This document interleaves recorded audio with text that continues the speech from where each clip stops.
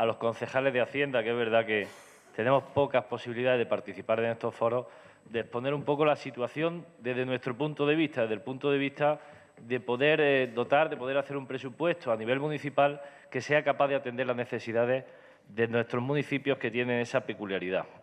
Yo voy a hacer con el ejemplo de Úbeda intentar poner de manifiesto lo que se hace extensible al resto de ciudades patrimonio, ¿no? Lo primero que hacemos es un poco dibujar el escenario en el que nos encontramos, ¿no? Úbeda es un espacio que tiene un término municipal de 40.000 hectáreas. De esas 40.000 hectáreas de suelo urbano son unas 380 hectáreas y según nuestro plan de especial protección del centro histórico, el 24% de estas 380 hectáreas, aproximadamente 91,3 hectáreas, son el centro histórico y el recinto intramuro un 7%. Sin embargo, tenemos una población de 35.000 habitantes, de las cuales en el centro histórico hay en torno a los 6.900 habitantes, es decir, un 17% de población. Y en intramuros un 6% de población, no 2.400 habitantes. Lo que quiero poner de manifiesto es que en una superficie del 24% que supone el centro histórico hay solamente el 17% de población y otro 1% más que se pierde en la zona intramuros, ¿no? Este espacio del centro histórico de Úbeda cuenta con 10 BICs, de los cuales 4 de ellos resaltan especialmente: la iglesia de Santa María de los Reales Alcázares, que fue declarada en 1926, la Sacra Capilla del Salvador, el Palacio de las Cadenas o el Hospital de los Honrados Viejos del Salvador, que fueron declarados en 1931. Estos 4 BICs, más el espacio público que conforma la Plaza Vázquez de Molina y el viario del Alcázar, ocupan el 33% de la superficie BUE que aparece en la declaración de Úbeda y Baeza. ¿Qué quiere decir esto? Que ese 33% no es habitable. Estamos hablando que las 46.657 metros cuadrados de esa zona BUE de la declaración, el 33% ya no es habitable. Son espacios que perdemos esa posibilidad de tener población, ¿no? Como todos sabemos, los BICs, ya se ha hecho referencia, están exentos de IBI por la Ley de Patrimonio Histórico Español, con lo cual, como digo, ese 33% ya no es que no sea habitable, sino que tampoco paga IBI, con lo cual sufrimos una pérdida directa en los tributos y también una pérdida en la participación de tributos del Estado o de la comunidad autónoma por menor disponibilidad de viviendas en el centro histórico. Además, desde las corporaciones locales se hacen otro tipo de exenciones o bonificaciones, como puede ser una rebaja del 50% del ICIO para las obras que se realizan en edificios del centro histórico, motivadas para intentar fomentar la rehabilitación de la propiedad privada.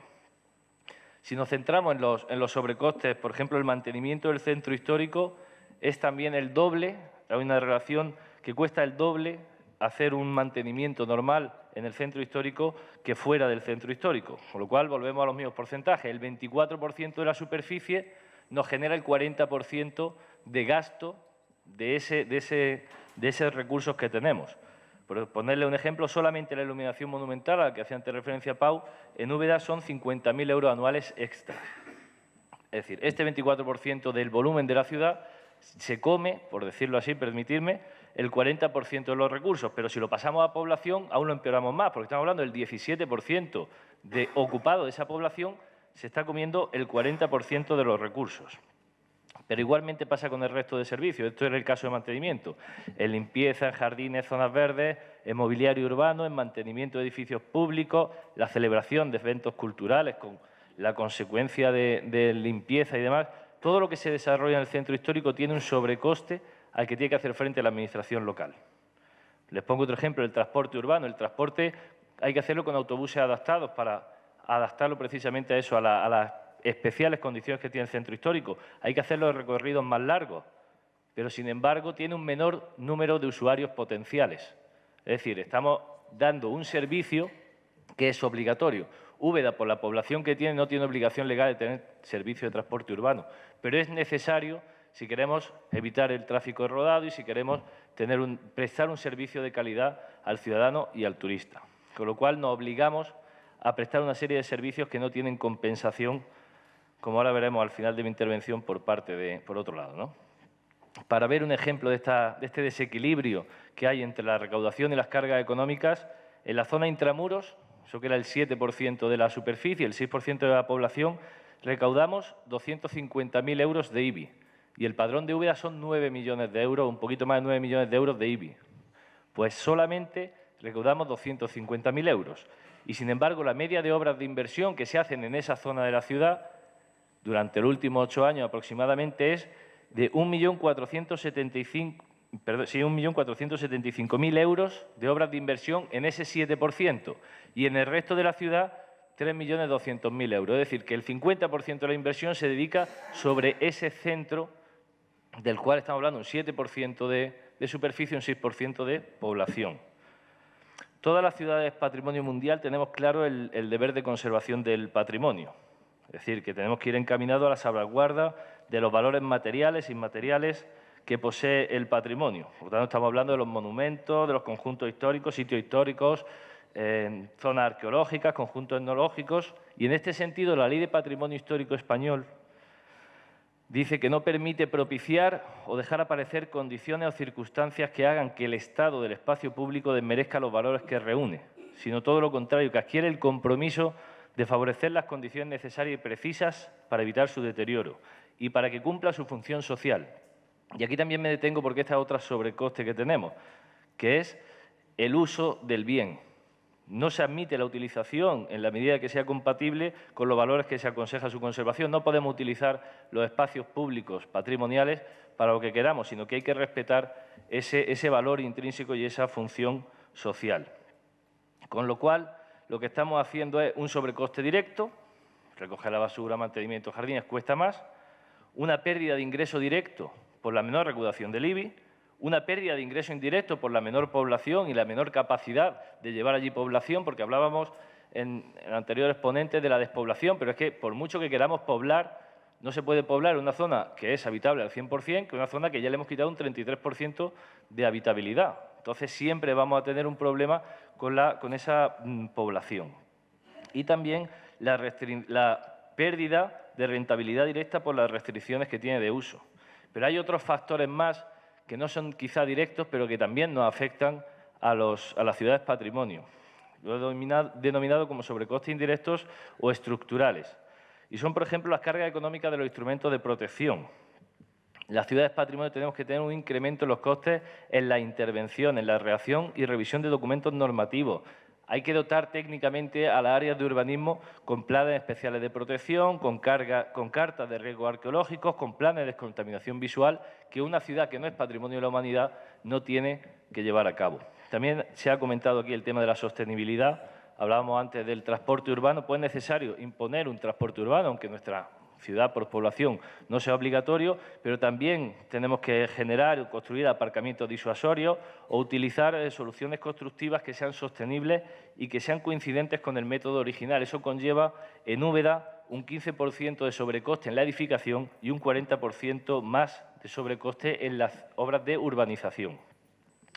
También tenemos un sobrecoste en turismo, desde mantener los edificios municipales o los espacios públicos abiertos los 365 días al año, lo que conlleva la carga de personal, hasta asistir a ferias de turismo como hace poco han estado en Fitur, representado, eso lleva un sobrecoste, lleva una dotación de personal de la área, una dotación de material publicitario y demás, que una ciudad normal no tiene. Nosotros tenemos que desarrollar esa labor de promoción. Y, como digo, podríamos seguir así enumerando circunstancias que nos perjudican económicamente, pero yo creo que, como ha dicho Pau, la intención de este grupo de Hacienda dentro del grupo de Ciudades Patrimonio, creemos que no solamente debemos de poner de manifiesto esta realidad, que es tangible y que es cuantificable. Se comentaba antes el turismo de calidad. No sé, nosotros es verdad que somos muy de números y tenemos que cuantificar las cosas para poder demostrarlas. También lo que nos interesa es proponer soluciones y pedir a quien tiene que dar esa solución vías alternativas para hacerlo. Por eso, dentro del pragmatismo y de la realidad económica con la que nos enfrentamos, podemos hablar de varios tipos de soluciones. Yo creo que no vienen a solucionar el problema, pero vienen a intentar que la carga sea más sobrellevadera. En primer lugar está la solución directa. Hablaba el compañero antes del 1,5% cultural que había recibido Cáceres. Yo creo que un tanto por ciento de este 1,5% cultural tenía que estar obligatoriamente destinado a las ciudades patrimonio de la humanidad. Y no se trata de reconocerle nada a las ciudades Patrimonio de la Humanidad, porque ya somos lo que somos, ya tenemos una declaración de la UNESCO. Lo que se trata es algo que es justo y que es necesario, que tenemos un sobrecoste. No somos una ciudad normal, tenemos una declaración que no nos la tiene que conceder nadie, no nos la tiene que dar el 1,5% cultural. Ya la tenemos y es simplemente hacer justicia con esta ayuda del Estado. Igualmente, en cuanto a la población, se debería de aplicar a estas ciudades un coeficiente a la hora de la participación en los ingresos del Estado o de la comunidad autónoma para que se me compense o se nos compense, en este caso, a la Administración local esa pérdida de población que tenemos por el déficit estructural de ese 33% en el caso de Úbeda que no se puede evitar, ¿no? Unos coeficientes que corrijan y que hagan más justo el reparto de la participación en los tributos del Estado. Pero también se pueden plantear otras soluciones indirectas, como puede ser la flexibilización de la presión contable. Todos los ayuntamientos estamos sujetos al techo de gasto y, por ponerle algunas propuestas que luego en el debate, si quieren, podemos profundizar más. Por ejemplo, elevarnos el techo de gasto en proporción de lo que perdemos por ingreso de IBI.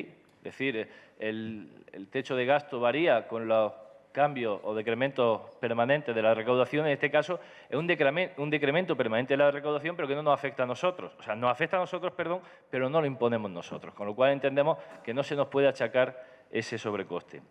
Igualmente, otra propuesta es que no compute para la regla de gasto los sobrecostes que se supone ser ciudad patrimonio mundial, que he relatado anteriormente. Otra propuesta que es muy interesante también, que es que el remanente de tesorería para gastos generales podamos utilizarlo en pagar sobrecostes en los servicios, no solamente en inversiones financieramente sostenibles. La política económica que se está desarrollando en España de estabilidad financiera, de sostenibilidad presupuestaria, la verdad es que nos está llevando a un momento complicado, un momento muy difícil, y entendemos que no se está aplicando bien. El debate, si lo ven conveniente, entraremos más en detalle, pero el tema de la regla de gasto y no poder generar ese servicio, no poder prestar un servicio que, como en el caso de Úbeda, el servicio de transporte urbano no es obligatorio, pero es necesario, por eso entendemos que se debe de flexibilizar. Y también somos realistas, ¿no? Es decir, no pedimos que nos paguen el IBI y que dejamos de ingresar, aunque la verdad es que no estaría mal que lo hicieran. Lo que pedimos es adaptar la normativa a las necesidades reales que tiene el grupo de ciudades de la humanidad, el grupo de ciudades que tiene la importancia que tiene y, como se ha visto aquí por parte de Tour España, hacemos marca España y representamos una parte importante del turismo de nuestro país. Muchas gracias.